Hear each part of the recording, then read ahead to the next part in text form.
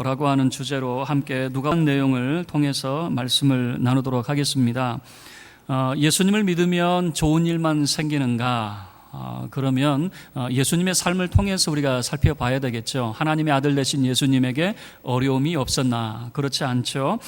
예수님은 40일 동안 금식하실 때에 사탄의 유혹이 있었습니다. 그리고 고향 사람들, 나사렛 사람들, 예수님의 친인척입니다. 이 사람들이 예수님을 믿지 않고 배척하셨습니다. 그래서 예수님이 믿지 않음을 이상히 여길 정도로 고향 사람들이 예수님을 배척했습니다. 그리고 지식인들은 예수님에 대해서 어떤 반응을 보였는가? 바리새파, 또 사두개인, 서기관들, 이 사람들은 또 예수님을 배척을 하게 되어집니다. 예수님께서 귀신을 쫓아내면은 이런 소문을 냈죠. 예수님이 능력이 많아서 귀신을 쫓아내는 것이 아니라 귀신의 왕 바알세불에 집혔기 때문에 큰 귀신이 졸개 귀신을 쫓아낸다, 이런 식으로 비아냥거리기 시작했습니다. 예수님께서 안식일에 병자를 고치면은 사두개인들이, 서기관들이 득달같이 달려들죠. 왜 안식일을 어기느냐라고 하는 거죠. 여러분, 예수님은 늘 반대와 또 어려움을 맞이하게 되어졌습니다. 그럴 때마다 예수님의 사역이 멈췄었는가? 그렇지 않죠. 오히려 예수님은 모든 촌과 그런 성에 두루 다니시면서 예수님께서는 가르치셨습니다. 천국의 복음을 전파하셨습니다. 그리고 병자들을 치료하시는 일을 하시게 되어집니다. 뿐만 아니라 예수님께서 사역하실 뿐만 아니라 제자들을 파송하셔서 예수님이 하셨던 가르치며 증거하며 치료하시는 그 사역을 제자들도 하게 만드시는 것이죠. 자, 우리가 해야 될 일이 무엇인가 라고 하는 거예요. 우리가 먼저 알아야 될 것은요, 사명에 있는 사람은 반대가 없는 사람이 아니다, 그 말입니다. 어려움이 없는 사람이 아니다라고 하는 것을 알아야 됩니다. 오히려 사명이 있는 사람은 좌절케 만드는 그 모든 일을 이겨내고 극복하는 사람이다라고 하는 것입니다. 그래서 자신이 해야 할 그 일을 찾아서 하는 사람입니다. 이 사람이야말로 참된 사명자가 되어질 것입니다. 우리들도 예수님의 제자들처럼 주님이 파송하시는 그런 사람이 되어져야 될 것입니다. 자, 그러면 오늘 이 누가복음 10장의 내용은 예수님께서 70명의 제자를 각 고을에 보내시며 복음 전도를 위해서 파송하시는 내용입니다. 주님이 보낸 제자들, 그들이 어떤 사람이었는가라고 하는 것을 오늘 우리가 한마디로 선포의 전도라고 하는 것으로 함께 우리가 생각을 해보겠습니다. 예수님께서 제자들을 각 마을로 보내시게 되어지죠. 예수님은 제자들을 보내십니다. 제자들은 예수님께로부터, 주님께로부터 보냄받은 자였습니다. 뿐만 아니라 세상에서 그러면 무엇 하려고 보내심을 받았는가라고 하는 거죠. 그것은 하나님의 나라를 선포하도록 보내심을 받게 되어집니다. 그리고 그 하나님의 나라는 무엇으로 선포하게 되어집니까? 바로 주의 이름으로 선포하게 되어집니다. 이것을 함께 살펴보도록 하겠습니다. 자, 그러면 선포의 전도자를 우리가 세 가지로 살펴볼 텐데요. 첫 번째는 우리는 세상에 보내심을 받은 자라고 하는 것입니다. 한번 따라해 보겠습니다. 성도는 세상에 보내심을 받은 자이다. 여러분, 성도는 어디로 보내심을 받았느냐라고 하는 거예요. 우리는 믿음 그러면 교회로 불러 하나님께서 우리를 부르셨다라고 하는 것만 집중을 하게 되어집니다. 그래서 많은 사람들이 교회에 들어오는 데는 익숙해져 있어요. 교회에 들어와서 하나님께 예배하는 것은 익숙해져 있어요. 문제는 교회 문 밖에 나가는 훈련이 안 돼 있다는 거예요. 교회 문을 나서서 우리가 하나님의 백성으로 어떻게 살아야 되는가, 거기에 대해서는 관심도 없고 배운 적이 없다는 거예요. 자, 예수님께서 제자들을 부르셨는데 무엇 때문에 부르셨습니까? 평생 함께 하려고 부르셨습니까? 아니면 보내시려고 그들을 부르셨습니까? 여러분, 예수님은 제자들과 평생 함께 할 수 없었어요. 제자들을 부르신 이유는 그들을 세상으로 내보내시기 위해서, 복음 전도자로 세우시기 위해서 그들을 부르셨다라고 하는 거예요. 그래서 성도는 두 가지를 명심해야 됩니다. 세상에서 부르신 공동체일 뿐만 아니라 세상으로 보냄받은 공동체라고 하는 사실을 기억을 해야 됩니다. 1절 말씀을 보세요. 주님이 따로 세우신 사람이 있는데 70명의 사람을 세우시게 되어집니다. 우리는 보통 예수님의 제자 그러면요 12명만 생각하게 되어집니다. 이 12명은 그 이전에 예수님께서 세우셨습니다. 그리고 나중에 예수님께서 예루살렘으로 향하여 가시다가 70명을 따로 세우시게 되어집니다. 이 세우신다라고 하는 것은 임명하셨다라고 하는 말입니다. 이 사람들을 임명하게 되어집니다. 그런데 이들을 보내실 때 1절 말씀을 보면 둘씩 짝을 지어서 보내게 되어집니다. 아니, 각 고을로 보내실 때에 1명을 보내도 좋고 5명을 보내도 좋은데 왜 2명씩 짝을 지어서 보내느냐? 둘이라고 하는 숫자는요, 유대인들에게 있어서 증인의 숫자가 되어집니다. 한 사람이 아무리 내가 보았습니다, 내가 들었습니다, 그래봐야 한 사람은 증인으로 채택이 안 되는 거예요. 똑같은 말을 하는 사람이 적어도 2명이 있어야 증인으로 채택이 되어지는 겁니다. 예수가 하나님의 아들 되십니다, 예수를 통해서 하나님의 나라가 임합니다, 이 똑같은 말을 2명이 증언하도록, 같은 말을 2명이 증언할 수 있도록 증인으로 세우시는 모습을 보여주고 있는 것이죠. 그래서 예수님께서는 각 고을에 2명씩 짝을 지어서 전도대를 파송을 하시게 되어지는 것이죠. 그러면 이 제자들이 완전해졌고 능력이 많기 때문에 이 제자들을 파송하십니까? 여러분 잘 아는 대로 이 제자들은 아직 성령을 경험하지 못했습니다. 능력을 경험하지 못했습니다. 사도행전 가야 성령을 받게 되어지고 능력 있는 사람으로 세워지게 되어지죠. 아직은 부족해요. 이 제자들의 모습을 보면요, 예수님 뒤를 따르면서 그들끼리 티격태격 싸우게 되어집니다. 누가 크냐라고 하는 것 때문에 늘 예수님 뒤를 따라다니면서 예수님 마음을 아프게 했습니다. 뿐만 아닙니다. 이제 사마리아 성을 지나갈 때에 사마리아 성에 있는 사람들이 예수님을 거절합니다. 우리 마을에 들어올 수 없습니다 그랬어요. 그랬더니 예수님의 제자 중에 요한이라고 하는 제자가 있었어요. 참 성격이 급합니다.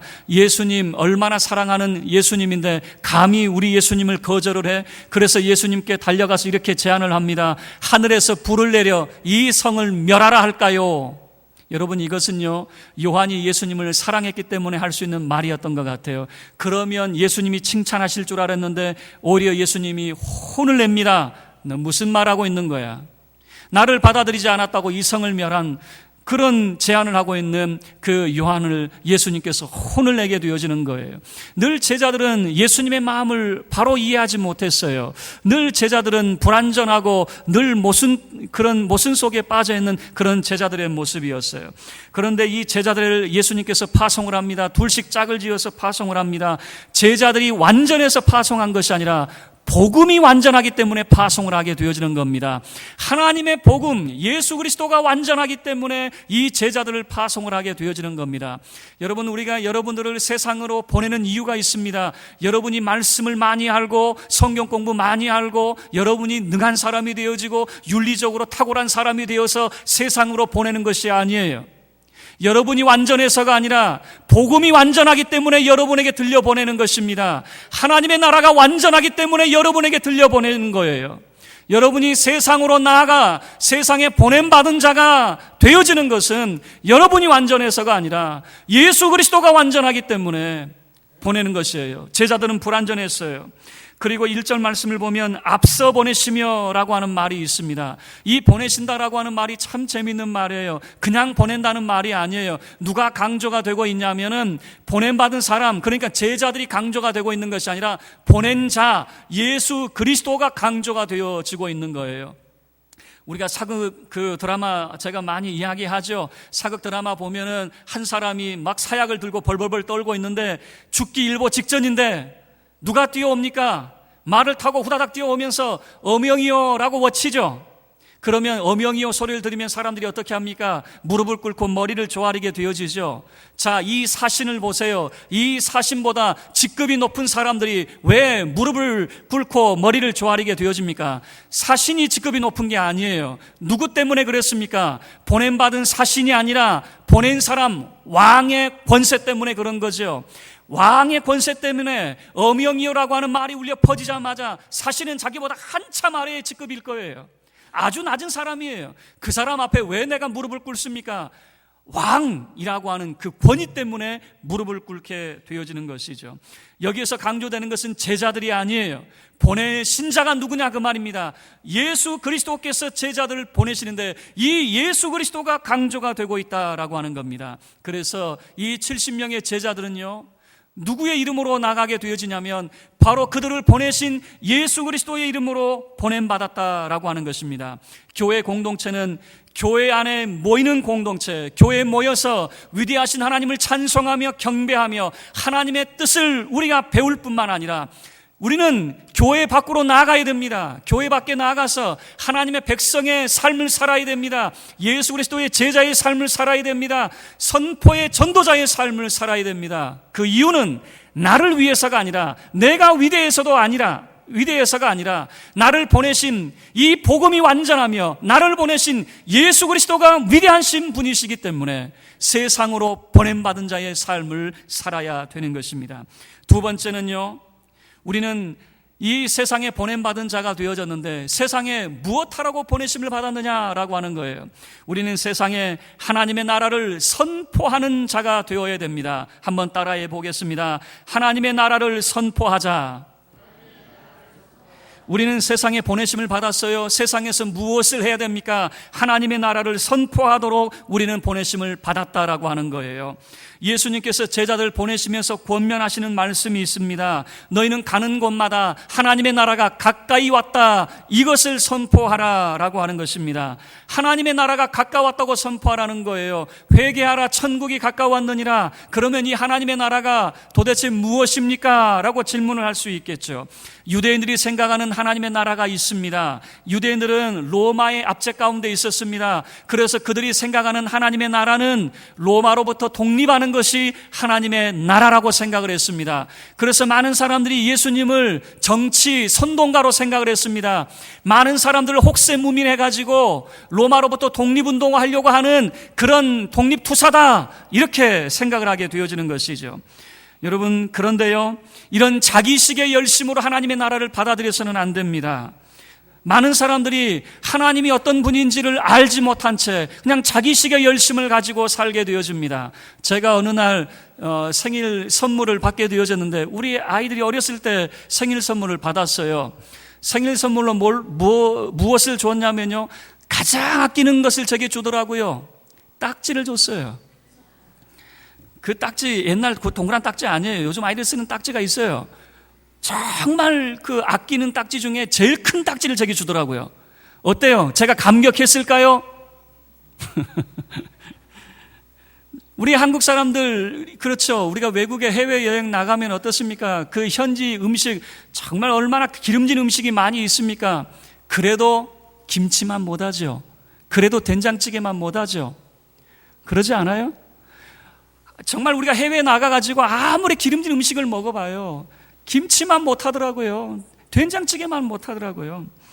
필리핀 사람들이 한국에 와가지고요, 극진하게 대접을 받았습니다. 이 필리핀 사람들, 한국 사람이 얼마나 극진하게 대접했는지 한국의 비빔밥을 대접했습니다. 김치를 대접을 했습니다. 고추장을 대접을 했어요. 그리고 뭡니까, 육개장 뭐 이런 것들을 대접을 했어요. 그리고 자, 필리핀 사람들에게 얼마나 정말 정성을 다했는지, 자, 여러분 대접을 잘 받으셨죠? 그랬더니 그 사람들이 하는 말이 뭐라고 이야기했냐면, 치킨 없어요. 그래, 치킨 없어요. 그 말이 무슨 말이냐면은 세계에서 치킨 제2위 소비 국가가 필리핀이거든요. 치킨을 그렇게 좋아해요. 제가 필리핀에 갔을 때 이런 일이 있었습니다. 먹을 게 있어야죠. 입맛에 맞는 게 뭐 있습니까? 그런데 가만히 보니까 KFC가 있더라고요. 그래서 거기 가면 또 우리 한국에도 있으니까 좀 음식이 또 좀 입맛에 맞지 않을까 그랬더니, 제가 음식을 잘못 시켰는지 모르겠는데 치킨만 주는 게 아니라 밥이 같이 나와요? 이거 뭐 어쩌라고 이게 밥을 주는지. 치킨은 얼마나 짜든지요, 그건 먹을 수가 없어요. 이게 어떻게 먹으라는 게, 그냥 먹는 둥 마는 둥 그냥 그것을 이제 더 이상 먹지 못하고 그냥 나왔어요. 그런데 그 사람들 보니까 어떻게 먹나 봤더니 밥에다가 소스를 뿌려가지고 치킨에다가 그 밥을 같이 먹는 거예요. 제가 하는 말이 여러분 이해가 되십니까? 여러분, 치킨하고 밥 같이 먹는 사람 손 들어보세요. 우리나라 사람 세상에 어디 있습니까? 치킨은 치킨이고 밥은, 우리는 밥배가 따로 있고 디저트배가 따로 있는 것 아니겠어요? 그런데 이 사람들은 치킨하고 밥을 같이 먹어요. 한국에 와 있는 필리핀 노동자들 제일 좋아하는 게 뭐냐 그랬더니 치킨이래요. 치킨에 밥만 주면은 그렇게 좋아한대요. 자, 무슨 말입니까? 우리는 우리식의 열심으로 하나님을 기쁘시게 할 수 있느냐 그 말이에요. 자기식의 열심으로는 하나님을 기쁘시게 할 수 없다 그 말입니다. 많은 유대인들이 하나님의 나라를 자기식으로 해석을 했어요. 로마로부터 독립하는 것이 하나님의 나라가 아니겠느냐 이렇게 생각을 했어요. 그러면 예수님이 생각하는 하나님의 나라가 어떤 나라였는가라고 하는 거예요. 예수님이 우리에게 가르치시는 나라가 있습니다. 예수님이 우리에게 가르쳐 주신 그 하나님의 나라는 하나님이 우리의 모든 죄를 용서하셨습니다. 하나님이 우리를 사랑하십니다. 하나님이 우리에게 영생을 주시며 하나님의 나라로 우리를 초대하셨습니다. 이게 하나님의 나라였어요. 많은 사람들이 자기식으로 해석했는데 예수님이 우리에게 가르쳐 주신 하나님의 나라는 하나님이 우리를 용서해 주셨대요. 하나님이 우리를 사랑하셨대요. 그리고 하나님께서 우리에게 참된 생명을 주시고 하나님이 그의 나라로 우리를 초대하셨대요. 이게 하나님의 나라였어요. 여러분, 우리는 하나님의 나라를 선포해야 됩니다. 세상의 사람들이 이해하는 하나님의 나라가 아니라 자기식으로 해석하는 하나님의 나라가 아니라 하나님이 우리에게 가르쳐 주시고 주님이 우리에게 가르쳐 주신 그 하나님의 나라, 하나님이 당신의 모든 죄를 용서하셨습니다. 하나님이 당신을 정말로 사랑하십니다. 하나님이 당신에게 참된 생명을 주셔서 하나님의 나라에 당신을 초대하십니다. 여러분, 이것이 하나님의 나라가 되어지는 것이죠. 세 번째입니다. 자, 그 하나님의 나라를 우리가 무엇으로 우리가 선포할 수 있느냐 그 말입니다. 그 세 번째는 주의 이름으로 우리가 사역하는 자라고 하는 것입니다. 한번 따라 하겠습니다. 주의 이름으로 사역하자. 여러분, 우리 성도는요, 주의 이름으로 사역하는 겁니다. 우리는 세상으로 보내심을 받았습니다. 그 세상에서 무엇을 해야 됩니까? 하나님의 나라를 선포합니다. 무엇으로 선포하느냐 그 말이에요. 주의 이름으로 선포한다라고 하는 거예요. 주의 이름으로 우리는 사역을 하게 되어지는 겁니다. 예수님께서 제자들을 파송하십니다. 70명의 제자를 파송하시면서 이 제자들이 염려스러웠어요. 3절 말씀을 보면은 예수님이 이런 염려를 하죠. 어린 양을 이리 가운데로 보낸 것 같다라고 하는 거예요. 어린 양을 이리 가운데 보낸다라고 하는 말이 무슨 말입니까? 이거 살라고 보내는 거예요? 죽으라고 보내는 거예요? 아니, 죽으라고 보내는 것과 뭐가 다르겠습니까? 예수님이 제자를 보내시면서 왜 그런 염려를 하시는가라고 하는 거예요. 제자를 그렇게 염려하신 이유는 뭐냐면 제자를 영접하는 사람이 있고 영접하지 않는 사람이 있다는 거예요. 제자들이 평안을 빌 때에 환영하는 사람이 있고 환영하지 않는 사람이 있다는 거예요. 여러분, 이것이 우리가 생각할 때는 그럴 수도 있지라고 생각하지만 유대인의 관습으로는 이해가 되지 않는 거예요. 왜 그러냐면 유대인의 관습은 나그네를 환대하게 되어져 있어요. 나그네가 물을 달라는데 내치면 안 돼요. 유대인의 관습은 나그네가 오면은 환대해줘야 돼요. 물을 줄 뿐만 아니라 양식을 공급을 하고 필요를 채워주는 것이 유대인의 관습이란 말이에요. 그런데 이 제자들을 영접하지 않는 사람이 있다? 환영하지 않는 사람이 있다? 이게 도대체 무슨 말이죠? 그 이유가 있습니다. 왜 제자들을 영접하지 않느냐? 이 제자들은 자기 이름으로 가는 것이 아니라 예수님의 이름으로 방문하기 때문에 그렇습니다. 예수님의 이름으로 그들을 찾아가기 때문에 예수님을 좋아하는 사람은 제자들을 영접하게 되어질 것이고 예수님을 싫어하는 사람들은 예수님의 제자조차 환영하지 않게 되어질 것이다 라고 하는 것이죠. 이 제자들이 그래서 나갔을 때, 세상에 나갔을 때 모든 사람이 환영하느냐? 그렇지 않다는 거예요. 여러분들이 예수 그리스도를 전하고 복음을 전도할 때 모든 사람들이 다 환영합니까? 그렇지 않습니다. 어떤 사람은 환영한 사람도 있지만 어떤 사람은 그냥 콧방귀 끼는 사람이 있어요. 요즘 애들은 치뽕 그런다고 하더라고요. 아니, 그런 거 자존심이 얼마나 상합니까? 내가 누군데 내가 너에게 그런 무시를 당해야 돼? 여러분, 그렇지 않아요. 내가 무시당하는 게 아니라 누가 무시당한다는 거예요? 예수 그리스도가 무시당한다는 거예요. 너희가 무시당하는 거 아니다 걱정하지 마라 그랬어요. 너희를 무시하는 것이 아니라 나를 무시하는 거고 나를 보내신 아버지 하나님을 무시하는 것이다라고 하는 것이죠. 그래서 이 제자들이 예수님의 그런 보내심을 통해서 사역을 했습니다. 그리고 사역 보고를 합니다. 17절 말씀을 보세요. 그들이 뭐라고 이야기합니까? 70인이 기뻐하며 돌아와 이르되 주여 주의 이름이면 귀신들도 우리에게 항복하더이다 라고 하는 거죠. 주의 이름이면 이라고 하는 거, 이게 중요한 겁니다. 주의 이름이면. 지금 제자들은 누구 이름으로 나갔다는 겁니까? 예수님의 이름으로 나아갔다는 거예요. 주의 이름으로 나아갔다는 거예요. 어떤 사람들은 환영하지 않았습니다. 그러나 어떤 사람은 환영했습니다. 그런데 놀라운 사실은 주의 이름이면 귀신들도 항복하더이다 라고 하는 것이죠. 그런 사역 보고를 하게 되어지는 거예요. 여러분, 이 일을 누가 했습니까? 예수님이 하시던 사역이었어요. 예수님이 왜 귀신을 쫓아냅니까? 예수님께서 하신 사역이 이 사탄을 멸하시기 위해서 이 땅에 오신 것 아니겠습니까? 사탄이 어떤 역할을 하게 되어집니까? 하나님의 백성들을 미혹해서 하나님과 그 사이를 갈라놓게 만드는 거예요. 하나님에게서 멀어지게 만드는 거예요. 이게 사탄의 역할이에요. 예수님의 역할은 뭡니까? 이 사탄의 유혹을 물리치게 만드는 겁니다. 이 사탄의 세력을 예수 그리스도께서 멸하시게 되어지는 거죠. 그 이유가 뭡니까? 하나님과 하나님의 백성의 사이를 이어주기 위해서 그러는 거예요. 하나님과 그 백성의 사이를 이어주어서 하나님과 화목할 수 있도록 예수님께서 이 땅에서 사역하게 되어지는 것 아니겠습니까? 그래서 우리 마음 가운데 상처를 받을 때에 그 상처를 여러분 길게 가져가지 마세요. 우리 마음속에 기도가 안 될 때에 여러분 그것을 길게 가져가지 마세요. 왜 상처를 받고 왜 여러분 기도가 안 된다고 이야기합니까? 마음속으로 외치세요. 입술로 외치세요. 나사렛 예수 그리스도 이름으로 명하노니 상처야 떠나가라. 미움아 떠나가라. 여러분 그렇게 선포를 하셔야 됩니다. 우리 마음 가운데 하나님의 사랑으로 넘쳐나야 됩니다. 하나님의 평화로 넘쳐나야 됩니다. 하나님 앞에 우리가 기도할 때에 여러분 이런 수준이 되어야 돼요. 주여라고 기도하면 하나님이 내 음성 듣는 것 같아요. 내가 내 입술로 말하지 않았어요. 그냥 내 마음으로만 하나님 이건 먹고 싶은데 그런데 희한하게 하나님께서 그거 먹게 해주세요. 하나님 이거 갖고 싶은데 그런데 하나님이 이거 갖게 해주세요. 여러분 그 정도 수준이 되어야 되죠. 우리 마음의 소원을 아시는 하나님, 그래서 우리에게 채워주시는 그 하나님, 주의 이름이면이라고 하는 것. 주의 이름이면, 주의 이름을 부를 때에 귀신이 떠나가게 되어지고, 주의 이름을 부를 때에 병마가 떠나가게 되어지고, 주의 이름을 선포할 때에 모든 악한 영이 떠나가는 역사. 여러분 제자들이 이렇게 말하지요. 주의 이름이면. 여러분 우리가 고백해야 될 사역보고 아니겠습니까? 우리가 주님 앞에 나가서 여러분 무엇을 보고하시겠습니까? 여러분은 주님 앞에 무슨 보고를 하시려고 그래요?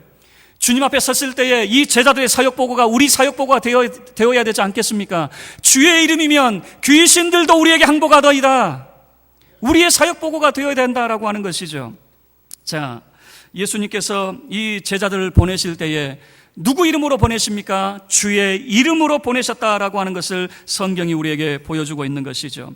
자, 그런데 예수님께서 이렇게 감사의 기도를 올리십니다. 21절부터 24절까지의 내용은 하나님 앞에 감사의 기도를 올리는 내용이에요. 자, 21절 우리 함께 합독하겠습니다. 시작.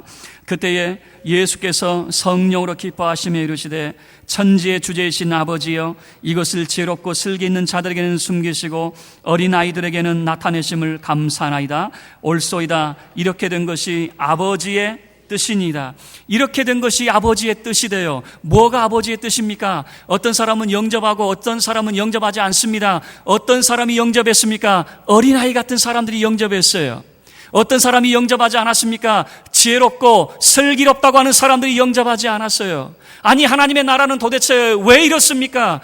지혜롭고 슬기로운 사람들, 성경에 밝은 사람들, 이런 지식인들, 이런 사람들이 하나님을 알아볼 것 같은데 웬걸요?